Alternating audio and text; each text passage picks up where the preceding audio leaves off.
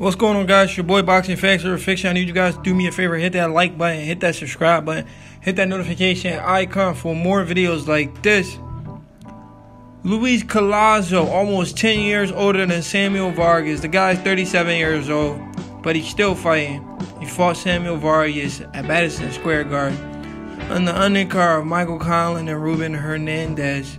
And Luis Collazo pulls it off. He wins a split decision over Samuel.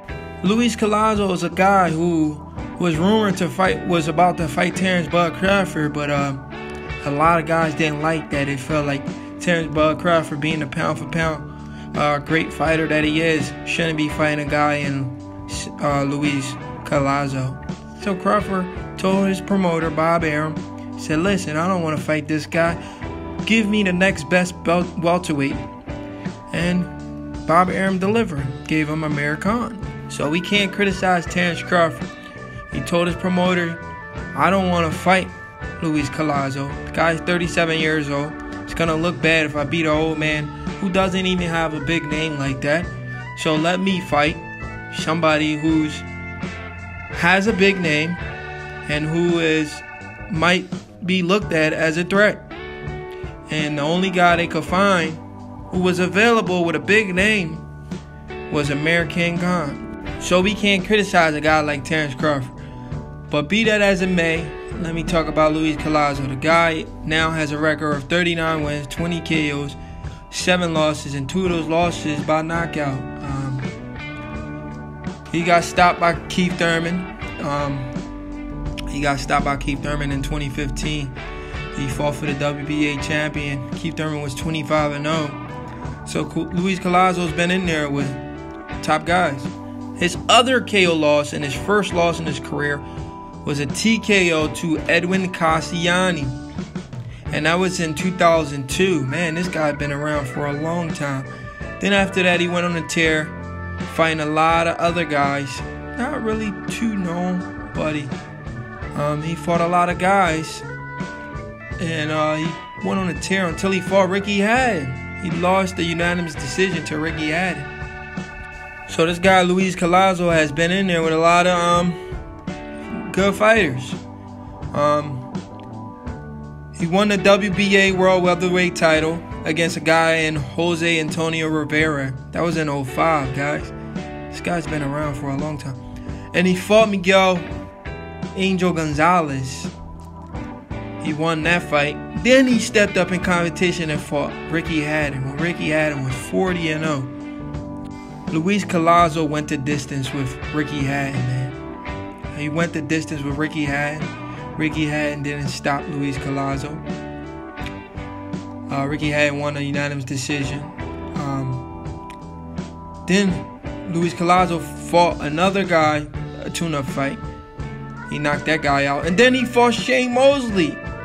And Shane Mosley didn't knock out Luis Collazo. Luis Collazo went the full distance. Lost the unanimous. So Collazo's a veteran, man. He's been in there with some tough guys. Tough competition. I mean, the list goes on. He went on to fight. He freaking went on to fight Victor Ortiz. He defeated Victor Ortiz and won the WBA International Welterweight title. He knocked out Victor Ortiz, guys. Probably the biggest winner of his career. The biggest win of Luis Collazo's career was against Victor Ortiz, in my opinion, when they fought for the WBA International Welterweight title. And then he went on to fight Amir Khan. I mean, when he fought these top guys, they didn't knock him out. He fought Amir Khan, went the distance with Amir Khan again. So he went the distance with Ricky Hatton. He knocked out Victor Ortiz, went the distance with Shane Mosley. Went the distance to Amir Khan, lost to these top guys. The only guy that is the top guy that he retired against was Keith Thurman. So we got to give Keith Thurman credit for that. Shane Mosley couldn't knock him out. Ricky Hatton couldn't knock him out. Amir Khan couldn't knock him out. Keith Thurman made him quit. He retired. But then he went on to fight Samuel Vasquez. He then went on to fight Samuel Vasquez. Samuel Vasquez has just lost a unanimous decision to Felix Diaz. There were even talks about Samuel Vasquez fighting guys like Errol Spence, but Samuel Vasquez turned down the Errol Spence fight. He was a hot topic, and then he lost to Felix Diaz, who Terence Crawford defeated, and then he lost to Luis Collazo by KO, a knockout, vicious knockout. After Luis Collazo KO'd Samuel Vasquez, he went on to fight Brian Perella, and he won a majority draw. And now he just fought Samuel Vargas, who Samuel Vargas knocked down, who just recently fought Amir Khan, and he knocked down Amir Khan in that fight. Amir Khan won a unanimous decision, but it was a kind of close fight for Amir Khan. But Luis Collazo, man, at 37 years old, he defeated the 29-year-old Samuel Vargas, man, by a split decision. It was a tough fight. It was a very close fight. The fight could have went either way. Samuel Vargas, after the loss to Amir Khan, he won a unanimous decision against an undefeated Gabriel Adrian Pereira. So it's not like he fought a bum, even though the guy was 40 years old. But he was... Man, it was a very action-packed fight. Luis Collazo versus Samuel Vargas. It was a very action-packed fight. Samuel Vargas was taking it to Luis Collazo, man. Samuel Vargas is 29 years old. Luis Collazo is almost 10 years older than the guy. He's 37. Samuel Vargas did not want to lose this fight, man. The fight could have went either way, in my opinion. That's why it ended in a split decision. Samuel Vargas had Luis Collazo on the ropes majority of the fight. He was landing some vicious body shots. He was landing some combinations, vicious combinations. Luis Collazo was fighting off the ropes, fighting back. It was just a complete action-packed fight. It was a really good fight.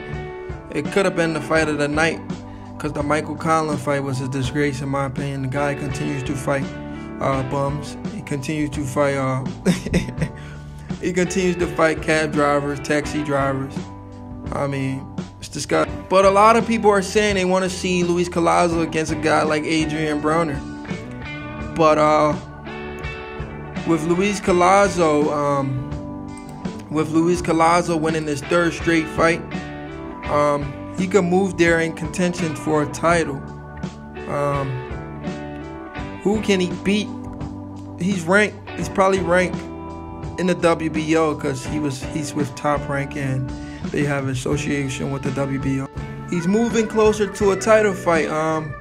We all know the WBO champion right now is Terence Crawford. After Terence Crawford beats up on Amir Khan,